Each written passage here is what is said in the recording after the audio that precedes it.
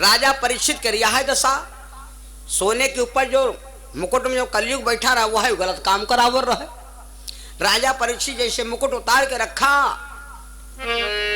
तो राजा परीक्षित को सारी बुद्धि आ गई कि मैंने क्या किया, मैंने बड़ा गलत किया। बाबा के गले में मरा सर्प डाल दिया। साधु के संग में अन्याय करके सुख से नाई सो। राजा परीक्षित रो रहे हैं भवन में।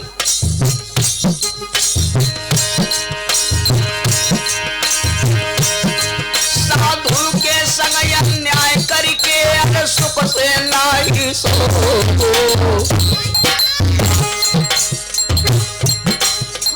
धरती मैया निकपट जइयो तो मैं आज समाऊंगो।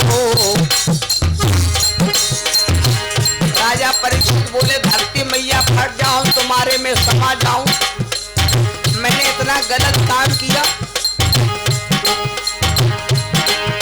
सब समैया सबके पर विपदा पर बारंबार विपदा पर राजा नल पर खुटियाली नवलकारी।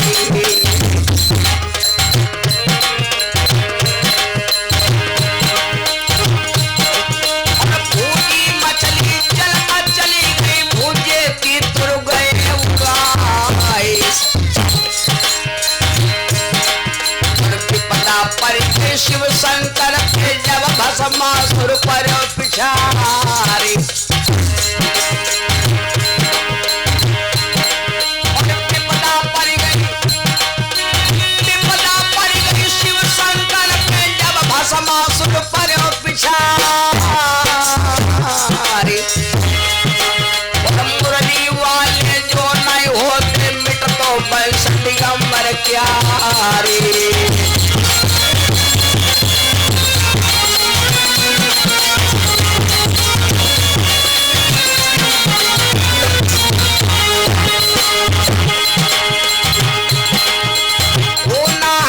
होनी भैया होकर ही हो जाती है,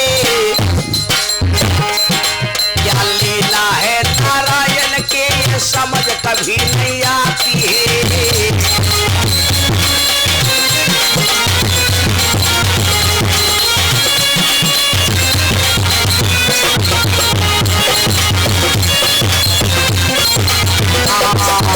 आज राजा परीक्षित बैठे भैया अपने रंग महल में रो रहे हैं। हम उम्र नौजवान साथियों,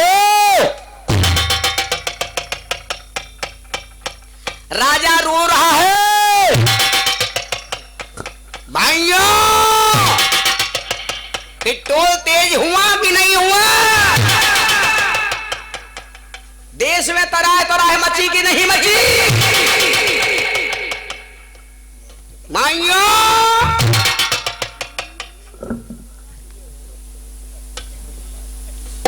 राजा परीक्षित भैया बिलख रहे भवन में, तब तक बाबा का ध्यान टूटा।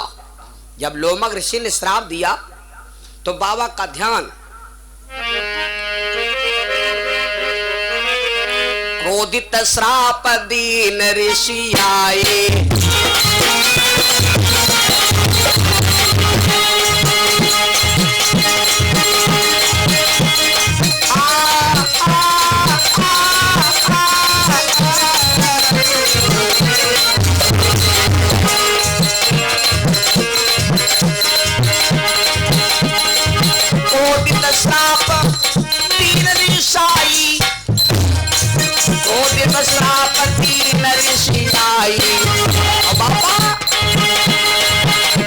समाज गए चकराए।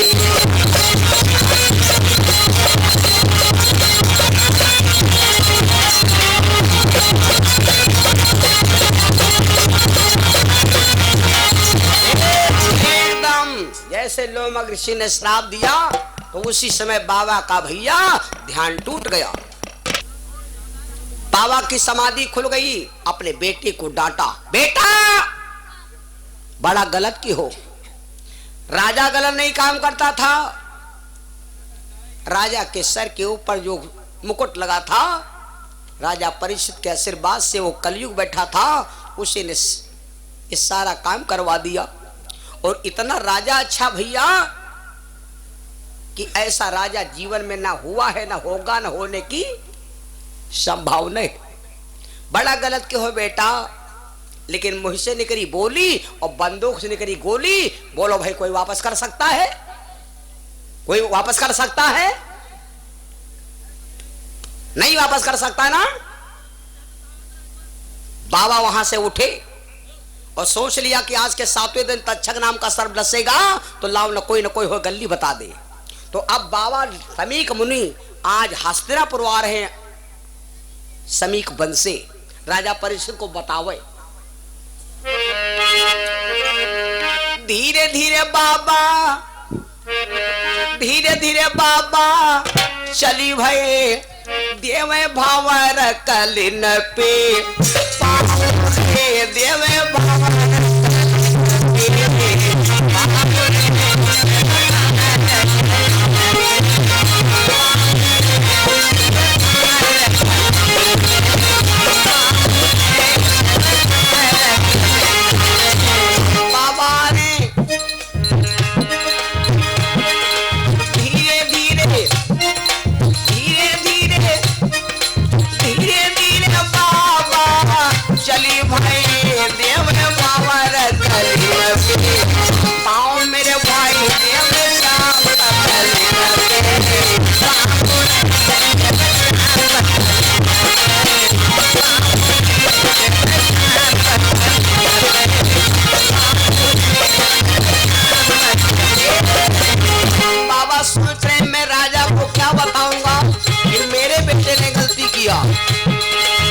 बाप के दिल में ममता है, बाप के दिल, बेटे के दिल में कठोरता है।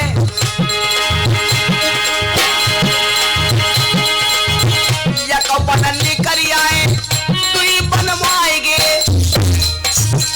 इसरे बन की सीध लगाए भे। आरे पूरी हस्तिना बोर गए और दिल में यदि कभी चार रे भैया दिल में यदि कभी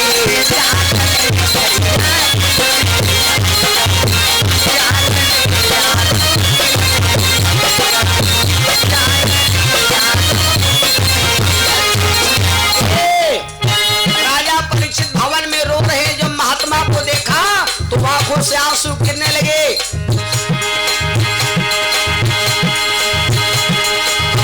धीरे धीरे बाबा आवे, रंग महल देखो नजरी रे पसारी। अरे राजा बैठे महल में रोवे, बड़े बड़े नैनन से आंसुआरे डारे।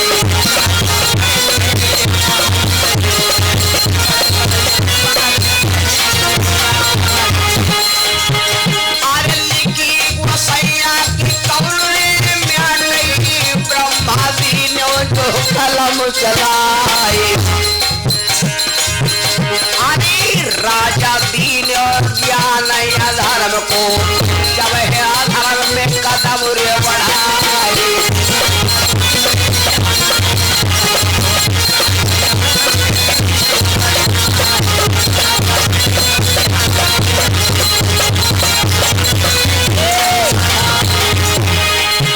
और हिया की बात हिया न पहले छोड़ो, वागे की गाथा दे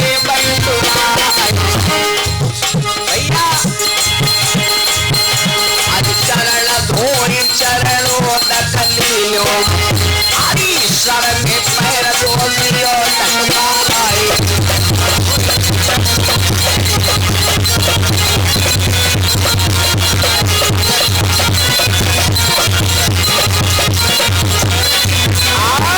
आज इस समय मेरे भैया महात्मा समीक मुनि राजा परीक्षित के भवन में पहुंचे। वही तो राजा है। महाराज परीक्षित को जैसे लगा कि वही गुरुजी आ रहे हैं, आज उसी समय महाराज परीक्षित 10 कदम बढ़ करके 7 कदम पे कर्मा करी, गुरु को शीस नवाई, चरण पखारे गंगा जल से, सादर लो बई। महाराज परीक्षित ने राजा समीक मुनि गुरु जी को बैठा लिया और बोले, महाराज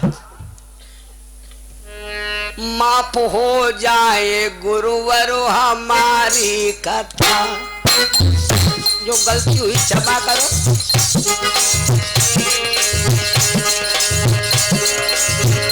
माफ हो जाए गुरुवर हमारी कथा,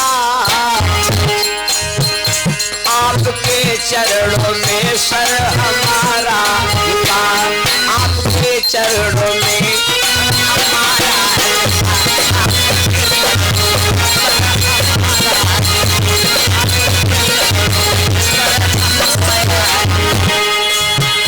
आपके चरणों में सर हमारा झुका,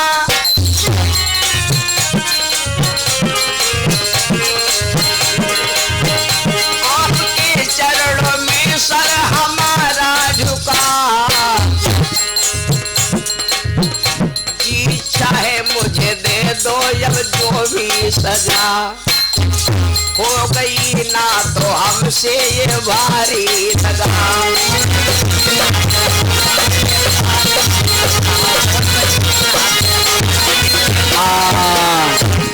आज महाराज परीक्षित जब पैरों पर गिर गए तो समीक मुनि बाबा बहुत दयालु महात्मा हैं। और भैया बहनों सुन लो एक बात और हम आपके दिमाग में घुसेर दें, चलते चलते सुगम की नदी में आपको नहलवा दें। चाहे साधु हो या कोई भी हो, साधु वह बढ़िया हो जो तन कहेम नरम तन कहेम गरम, वह सिद्ध साधु होता है। साधु को एकदम नन्हे बच्चे की तरह रहना चाहिए। दुख परे चाहे सुख परे, दिल के अंदर कभू गांठ न बांधो, कभू बोझ न बांधो, मत बांधो गठरिया अपयस की, जोर जवानी ढल जाएगी। इस जवानी पर कभू नक्शेबाजी ना कहो, इस जवानी पर कभू चूर ना हो। जो जवानी में चूर हो गया, कहां रंजित बाबा, जो जवानी में चूर हो गया वही भगवान के निगाहों से दूर हो गया। बाबा ने कहा, भैया राजा परीक्षित से कहा, राजन अब कहो कुछ ना, 7वें दिन तक्षक डसी, अब एक काम करो, कुछ करे को हो तो मुक्ति का कुछ जुगाड़ कर लो, राजपाट छोड़ दो और कोई सत्संग कर लो। और सत्संग से हम तुमको इतना कह देते हैं कि अगर श्रीमद् भागवत महापुराण का ज्ञान कर लिया हो तो मैं तुमको इतना बता देता तो मर तो जाइए हो लेकिन मुक्ति हो जाइए, जीते मरती मुक्ति हो जाएगी सत्संग में। राजा परीक्षित राजसी वस्त्र उतार दिया और उतार के राजसी वस्त्र भैया और आ गए साधु भेष में, और राजा परीक्षित छोड़ दिया। चली भय बन की डगरिया, रानी रोने लगी। राजा परीक्षित की पत्नी का नाम था नवलदे, रोने लगी, पिया कहां जा रहे हो? चल दिए बन की डगरिया हमार पिया, चल दिए बन की डगरिया हमार पिया,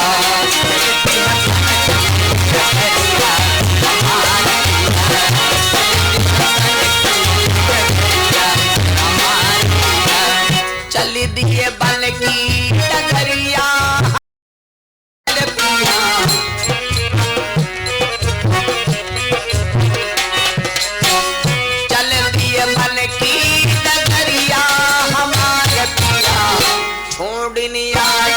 नगरिया हमारे